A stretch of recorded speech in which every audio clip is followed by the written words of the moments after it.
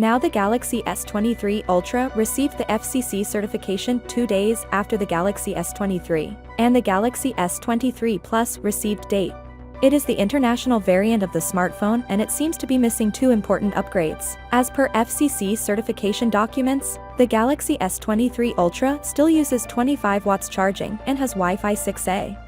Samsung usually tests its phones with the same 25-watt charger even though the devices support faster charging standards. Similar was the case with the Galaxy S22 Plus and the Galaxy S22 Ultra as they support up to 45 watts charging, but the FCC certification only listed that 25 watts charger. The Galaxy S23 Ultra's battery is listed in the FCC database, and it was revealed a few weeks ago that it has a 5,000 mAh battery, so you shouldn't expect the smartphone to have a bigger battery than the Galaxy S22 Ultra.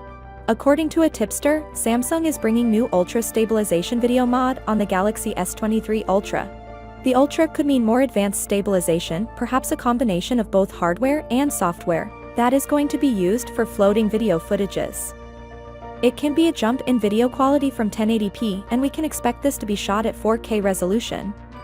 It could possibly use more lenses than just the main and ultra-wide-angle sensors. If Samsung is planning to increase the resolution with the Ultra Stabilization mod, we can expect them to do the same thing with the Portrait Video mod, which is definitely better on iPhone 14 Pro.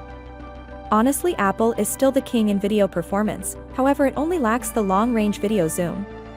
It seems with the Ultra Stabilization and upgraded Portrait Video mod, we can expect the Galaxy S23 Ultra to bring the best video performance on any Galaxy ever, and I think apparently the new Ultra Stabilization on S23 Ultra could be an answer to iPhone 14's Action mod.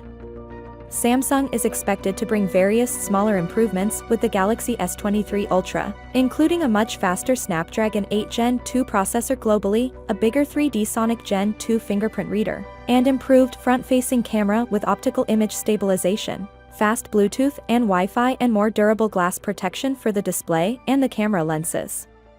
So, without being said, let me know your thought in the comment below, and if you are new here please subscribe. Peace out.